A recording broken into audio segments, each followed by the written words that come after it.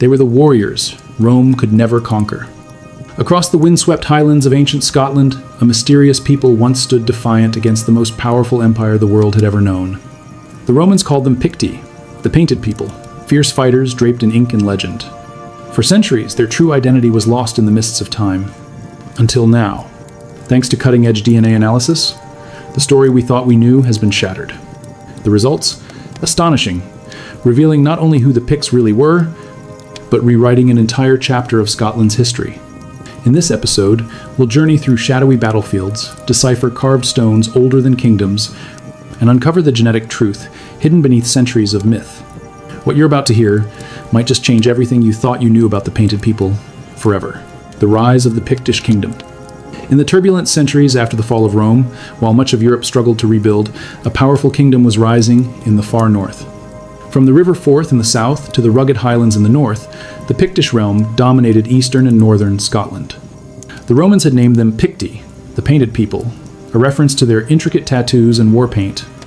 Ancient accounts describe warriors who wore little more than chains of iron at the neck and waist, their bare skin covered in elaborate designs of animals and symbols.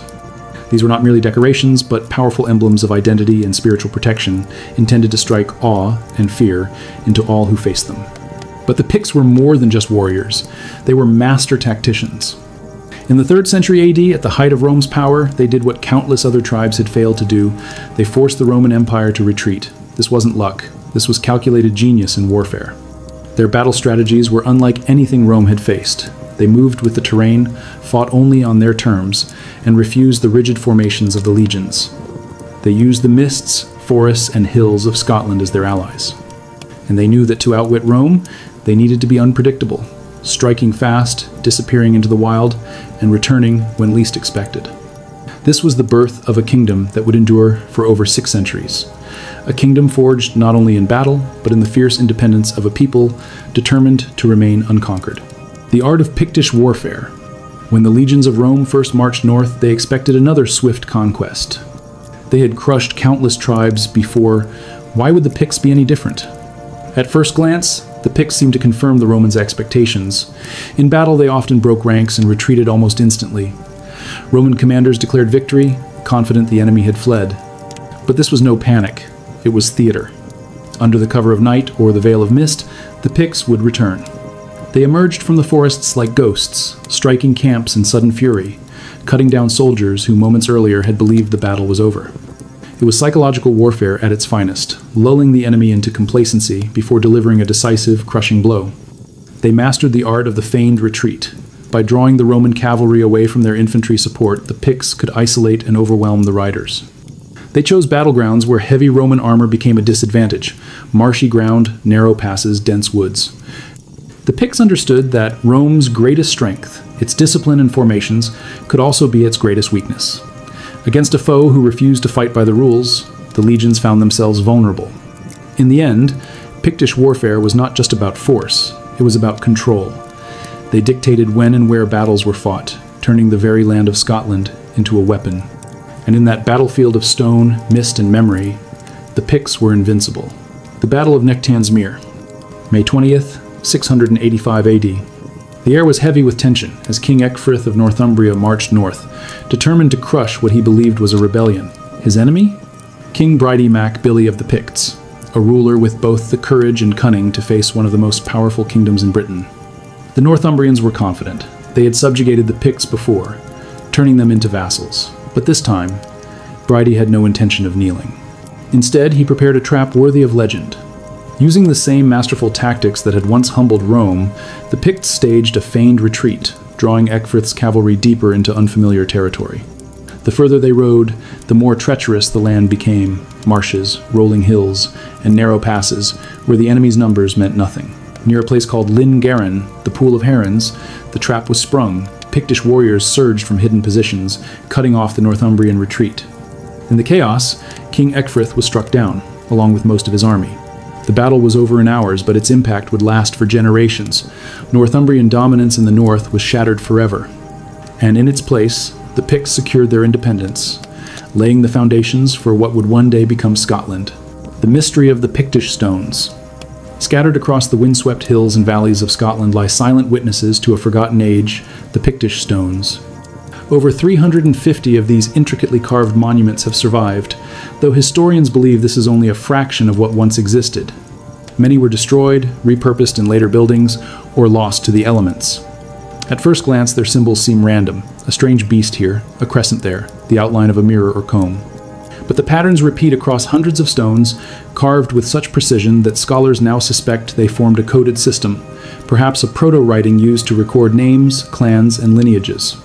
In essence, these could be the heraldry of the Pictish world, etched into stone over 1,500 years ago. Archaeologists classify the stones into 3 distinct phases. Class 1 stones, the oldest, date from the 5th to 7th centuries, with symbols cut directly into natural boulders. Class 2 stones blend these symbols with Christian crosses, marking the era when Christianity took root in Pictish lands. Class 3 stones are purely Christian monuments, a sign of the cultural transformation underway. Each carving is a message from the past, a fragment of a language we have yet to fully understand. And while we may never translate them completely, they speak to a people deeply connected to their identity, their beliefs, and their place in the world. Hidden cities of the Picts. For decades, historians assumed that large-scale urban settlements did not exist in Scotland until the medieval period. The Picts, they believed, were scattered tribes living in small villages and hill forts. But recent archaeological discoveries have rewritten that narrative entirely. At Taponoth in Aberdeenshire, advanced drone surveys and LiDAR scanning revealed the remains of over 800 stone hut circles clustered on a single hilltop, a settlement that may have housed up to 4,000 people in the 5th and 6th centuries. That would make it one of the largest cities in post-Roman Europe. Massive stone walls encircle the site, some bearing evidence of vitrification, where stone has been melted and fused by extreme heat, a technique still not fully understood. Further north, at Burghead in Moray, excavations uncovered a massive Pictish naval stronghold. Triple ramparts defended the site, which served as both a military and administrative hub controlling trade and shipping across the Moray Firth. These discoveries shatter the image of the Picts as simple warrior tribes. They reveal a people capable of large-scale planning, complex governance, and participation in long-distance trade. At elite sites like Rhynie, archaeologists have found imported Mediterranean wine, French glassware, and intricate silver jewelry, evidence of a society deeply connected to European networks. The Picts were not merely surviving on the fringes of history, they were thriving, building cities, commanding fleets, and shaping the economic map of the North. DNA breakthrough, the true origins of the Picts. For centuries, the origins of the Picts were clouded in myth. Medieval chroniclers claimed they came from distant Scythia near the Black Sea.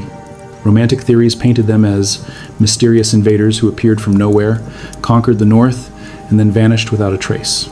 But in 2023, science finally had its say. A groundbreaking study led by the University of Aberdeen, published in PLOS Genetics, used cutting-edge ancient DNA analysis on Pictish burials from sites like London Links and Ballintor. The results overturned centuries of speculation. The Picts were not exotic foreigners. They were the indigenous people of Scotland, descendants of Iron Age communities whose roots ran deep in the very soil they defended. Genetically, they were closely related to populations in western Scotland, Wales, Northern Ireland, and even Northumbria. For many in these regions today, the faces carved into Pictish stones could quite literally be the faces of their own ancestors. The study also revisited the long-standing debate over Pictish society being matrilineal, where inheritance passed through the mother's line.